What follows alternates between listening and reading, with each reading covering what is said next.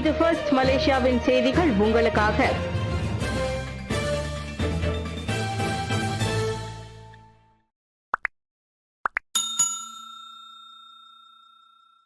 மீண்டும் தொடங்கியுள்ளது தேசிய சேவை பயிற்சி திட்டம். 7 ஆண்டுகளுக்கு பிறகு மீண்டும் தொடங்கியுள்ள PLKN 3.0 எனும் 3வது தேசிய சேவை பயிற்சி திட்டத்தில் பங்கேற்பதற்காக தன்னார்வ அடிப்படையில் நாடு முழுவதும் இருந்து மொத்தம் 120 பேர் கோலாலம்பூரில் உள்ள கெம் ரெஜிமெண்ட் ராணுவ முகாம் வந்து சேர்ந்துள்ளனர்.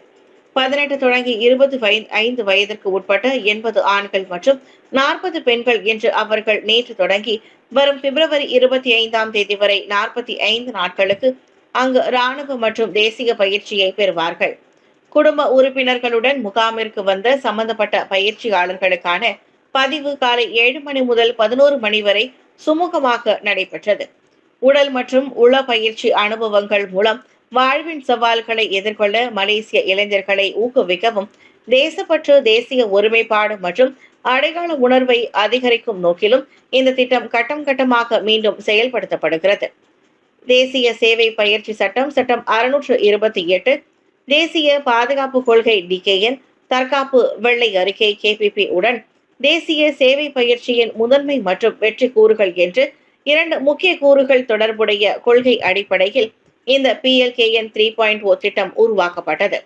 சோதனை பயிற்சிக்கு பிறகு PLKN 3.0வின் அடுத்த கட்டத்தில் 13 வட்டார ராணுவ முகாம்கள், 20 பொது பல்கலைக்கழகங்கள், 33 பாலிடெக்னிக்குகள், 27 ஆசிரியர் பயிற்சி கழகங்கள் IPG, பல பொதுத்திறன் பயிற்சி கழகங்கள் ILKA அல்லது தொழில்துறை பயிற்சி கழகங்கள் ILP ஆகியவை நாடு முழுவதும் PLKN அடிப்படை பயிற்சிக்கான இடங்களாக பயன்படுத்தப்பட உள்ளன. பொங்கல் நாளில் இந்தியர்களுக்கு மற்றொரு மகிழ்ச்சி செய்தி. டாக்டர் ஸ்ரீ ரமணன் அறிவிப்பு. வரும் செவ்வாய்க்கிழமை பிறக்கும் தை மாதமும் தை பொங்கலும் இந்தியர்களுக்கும் நாட்டு மக்களுக்கும் மேலும் வளப்பத்தையும் நன்மையையும் கொண்டு வரட்டும். குஸ்காப் எனப்படும் தொழில் முனைவோர் மற்றும் கூட்டுறவு மேம்பாட்டுத்துறை துணை அமைச்சர் டாக்டர் ஸ்ரீ ரமணன் ராமகிருஷ்ணன் அவ்வாறு கூறியுள்ளார். தைப்பொங்கலை ஒட்டி தனது சுங்கைபுலோ நாடாளுமன்ற தொகுதியில் மகிழ்ச்சி பொங்கல் நிகழ்ச்சியில் பங்கேற்று உரையாற்றிய போது அவர் அவ்வாறு கூறினார். PKR கட்சியின் தகவல் பிரிவு துணைத் தலைவருமான அவர் அந்நிகழ்வில் சுங்கைபுலோ வட்டாரத்தை சேர்ந்த 4000க்கும் மேற்பட்ட B40 இந்திய குடும்பங்களுக்கு பொங்கல் பொருட்களையும் கரும்புகளையும் அன்பளிப்பாக வழங்கினர். இது கடந்த 2 ஆண்டுகளாக நடைபெற்று வருவதாகும். தை பிறந்தால் வழி பிறக்கும் என்ற உவமைக்கு ஒப்ப இந்த உழவர் திருநாள் மலேசிய இந்தியர்களின் முன்னேற்றத்திற்கு ஒரு புதிய தொடக்கமாக அமையட்டும் என்றார் அவர். இவ்வேளையில் தித்திக்கும் பொங்கல் இன்று மேலும் சிறப்பிக்கும் வகையில் இந்திய சமூகத்தின் பொருளாதாரத்தை வலுப்படுத்தும் மற்றொரு மகிழ்ச்சி செய்தியை துணை அமைச்சர் அறிவிக்கவுள்ளார். அது என்ன திட்டம் என்பதை அறிந்து கொள்ள செவ்வாய்க்கிழமை வரை காத்திருங்கள் என இந்திய விவகாரங்களுக்கும் பொறுப்பேற்றுள்ள டாக்டர் ஸ்ரீ ரமணன் கூறியுள்ளார். கடந்த ஆண்டில் இந்திய சமூகத்திற்காக குஸ்காப்பின் கீழ் 7 அம்ச திட்டங்கள் வெற்றிகரமாக நிறைவேற்றப்பட்டுள்ளன. வெற்றிகரமான தொழில் முனைவோரை உருவாக்குவதில் கியாட்மாரா சிறந்த பங்களிப்பு.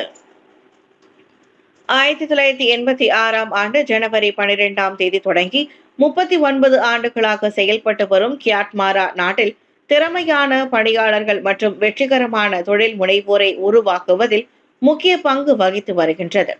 இன்றைய தொழில்துறையின் தேவைகளுக்கு ஏற்ப தொழில்நுட்பம் மற்றும் தொழில்திறன் பயிற்சி துறையை மேம்படுத்துவதில் தொடர்ந்து ஈடுபட்டு வரும் கியாட்மாரா மலேசியா முழுவதும் 232 கிளைகளை கொண்டுள்ளதாக துணை பிரதமரும் அமைச்சருமான டாக்டர் அகமது சாயித் ஹமிதி தெரிவித்தார். தகுதி வாய்ந்த பட்டதாரிகளை உருவாக்குவது கியாட்மாராவின் வெற்றியாகும். ஒவ்வொரு மாணவரும் போட்டித்தன்மையுடன் மட்டுமல்லாமல் அந்தந்த துறைகளில் வெற்றியை உருவாக்க தயாராக இருப்பதையும் உறுதி செய்வதில் அந்த வெற்றி பிரதிபலிப்பதாக டாக்டர் சாஹித் ஹமிதி தனது முகநூல் பதிவின் வழி தெரிவித்தார். ஏறக்குறைய 40 ஆண்டுகள் வெற்றி நடைபோடும் கியாட்மாராவிற்கு தொழில்நுட்பம் மற்றும் தொழில் பயிற்சி டுவெட்டின் தலைவருமான அவர் தமது வாழ்த்துக்களை தெரிவித்துக் கொண்டார். DSK குழுமத்தின் ஏற்பாட்டில் பத்துமலையில் இலவச தேவார, சமய, பரத, நாதஸ்வர வகுப்புகள் தொடக்கம். பத்துமலை திருத்தலத்தில் உள்ள விநாயகர் கோவில் மண்டபத்தில் DSK குழுமத்தின் ஏற்பாட்டில் இலவச தேவார, சமய, பரத, தவில், நாதஸ்வர பயிற்சி வகுப்புகள் தொடங்கியுள்ளன. முற்றிலும் இலவசமான அவ்வகுப்புகளை டிஎஸ்கே குழுமத்தின் தலைவரும் மஹிமா எனப்படும் மலேசிய இந்து ஆலயங்கள் மற்றும் இந்து அமைப்புகள் பேரவையின் தலைவருமான டத்தோ.என். சிவகுமார் தொடக்கி வைத்தார். மாணவர்களுக்கு சமய மற்றும் கலாச்சார வகுப்புகளை இலவசமாக வழங்கும் நோக்கில் டிஎஸ்கே முயற்சியில் 2022ஆம் ஆண்டு 100 மாணவர்களுடன் தேவார வகுப்பு தொடங்கப்பட்டது. பிறகு 250 மாணவர்கள் பங்கேற்று மாபெரும் தேவார போட்டியும் நாடு தழுவிய அளவில் நடத்தப்பட்டது. இரு நிகழ்ச்சிகளுக்கும் கிடைத்த பேராதரவின் அடிப்படையில் அம்முயற்சிகளின் அடுத்த கட்டமாக தான் இந்த இலவச வகுப்புகள் தொடங்கியுள்ளதாக டாக்டர் சிவகுமார் சொன்னார். 3 மாத கால இப்பயிற்சி வகுப்புகளில் பங்கேற்க வயது கட்டுப்பாடு இல்லை. இவ்வகுப்புகள் அனைத்தும் பத்துமலையில் விரைவில் திறப்பு விழா காணவிருக்கும் இந்திய கலாச்சார மையத்தில் நடைபெற உள்ளன. இதுபோன்ற வகுப்புகளை நடத்துவதன் மூலம் நமது பாரம்பரியத்தையும் சமயத்தையும் தொடர்ந்து கட்டிக்காக்க முடியும் என டாக்டர் சிவகுமார் தமது உரையில் கூறினார். ஈப்போவிலிருந்து வெளிநாடுகளுக்கு ஏற்றுமதியாகும் பொங்கல் பானைகள். தமிழர் திருநாளான பொங்கலுக்கு இன்னும் ஓரிரு தினங்களே எஞ்சியிருக்கும் வேளையில் பொங்கல் பானைகளின் விநியோகம் மும்முரமாக நடைபெற்று வருகின்றது.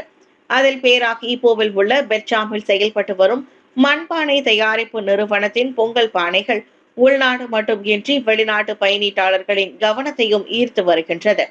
கடந்த 15 ஆண்டுகள் தனியார் நிறுவனத்தில் பொங்கல் பானைகள் மற்றும் மண்ணால் செய்யப்படும் பாண்டங்களை விற்பனை செய்து வந்தவர் ராமச்சந்திரன் சோலை. அதன் பின்னர் கடந்த 10 ஆண்டுகளுக்கு முன்னர் சொந்தமாக தொழிற்சாலையை தொடங்கி அதன் தயாரிப்பு துறையில் தொடர்ந்து வெற்றி கண்டு வருகிறார். மண் சம்பந்தப்பட்ட அனைத்து பொருட்களையும் நாங்கள் வைத்திருக்கின்றோம்.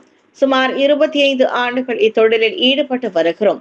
15 ஆண்டுகளாக பிறரிடம் வாங்கி பொருட்களை விற்பனை செய்தோம். கடந்த 10 ஆண்டுகளாக சொந்தமாக இத்தொழிலை செய்து வருகிறோம். பொங்கல் பானை உட்பட மண் சம்பந்தப்பட்ட அனைத்து பொருட்களும் என்றார் அவர். பொங்கல் விற்பனை துறையில் முன்னணி வகித்து வரும் தமது நிறுவனத்தில் பல வகையான பொங்கல் பானைகள் தயாரிக்கப்படுகின்றன. அவை உறுதியாகவும் நேர்த்தியாகவும் இருப்பதோடு தரமாகவும் இருப்பதால் சிறந்த வரவேற்பு கிடைப்பதாக ராமச்சந்திரன் குறிப்பிட்டார். இதனிடையே பல நாடுகளில் இருந்து அதற்கான கோரிக்கை அதிகரித்து வருவது மகிழ்ச்சி அளிப்பதாக ராமச்சந்திரன் தெரிவித்தார். ஜொஹூர் வெள்ளத்தில் பாதிக்கப்பட்டவர்களின் எண்ணிக்கை உயர்வு. ஜொஹூரில் தற்காலிக நிவாரண மையத்தில் தங்கியிருக்கும் பாதிக்கப்பட்டவர்களின் எண்ணிக்கை நேற்று காலையை காட்டிலும் மாலையில் தொடர்ந்து அதிகரித்துள்ள வேளையில் பேராக்கில் மிகப்பெரிய மாற்றம் எதுவும் இல்லை. ஜொஹூரில் நேற்று காலை இருந்த 3449 பேரை காட்டிலும் மாலை 3779 பேராக உயர்ந்துள்ளது. 1080 குடும்பங்களை சேர்ந்த அந்த பாதிக்கப்பட்டவர்கள் அனைவரும் பாதிக்கப்பட்ட 5 மாவட்டங்களில் உள்ள 31 வெள்ள நிவாரண மையங்களில் தங்க வைக்கப்பட்டுள்ளதாக மாநில பேரிடர் நிர்வகிப்பு செயற்குழு தலைவர் தான் ஸ்ரீ டாக்டர் அஸ்மி ரொஹானி தெரிவித்தார்.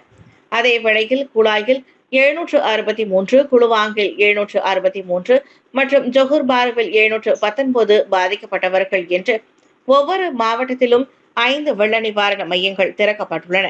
போந்தியானில் 556 பாதிக்கப்பட்டவர்கள் 8 வெள்ள நிவாரண மையங்களில் தங்க வைக்கப்பட்டுள்ளனர். கனமழை இல்லை என்றாலும் வீடுகளில் வெள்ள நீர் தேங்கி இருப்பது குளுவாங் வெள்ள பகுதியில் நாம் கண்ட கண்ணோட்டத்தில் தெரிய வந்தது. 2024ஆம் ஆண்டு உலக வரலாற்றில் மிகவும் வெப்பமான ஆண்டு.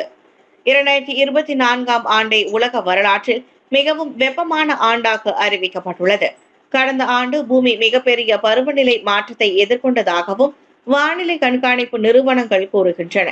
மேலும் 2015ஆம் ஆண்டு தொடங்கி 2024ஆம் ஆண்டு வரையிலான காலகட்டம் உலகில் மிக வெப்பமான 10 ஆண்டாகவும் பதிவாகியுள்ளது. பூமியின் வெப்பம் 1.53 டிகிரி செல்சியஸ் முதல் 1.6 டிகிரி செல்சியஸ் வரை கூடியதாக ஐரோப்பா, ஜப்பான், பிரிட்டன் ஆகியவற்றின் வானிலை ஆய்வகங்கள் தகவல் வெளியிட்டுள்ளன. இந்நிலையில் பூமியின் வெப்பத்தை 1.5 டிகிரி செல்சியஸிற்குள் வைத்திருந்தால் மட்டுமே இயற்கை பேரிடர்களை தவிர்க்க முடியும் என்று ஆய்வாளர்கள் நம்புகின்றனர். பூமியில் நீண்ட காலத்திற்கு வெப்பநிலை நீடித்தால் தீவிர பருவநிலை மாற்றம் ஏற்பட்டு இறப்பு, சேதம், உயிரினங்களின் அழிவு மற்றும் கடல் மட்ட உயர்வு அதிகரிக்கும் என்று விஞ்ஞானிகள் எச்சரிக்கை விடுத்துள்ளனர்.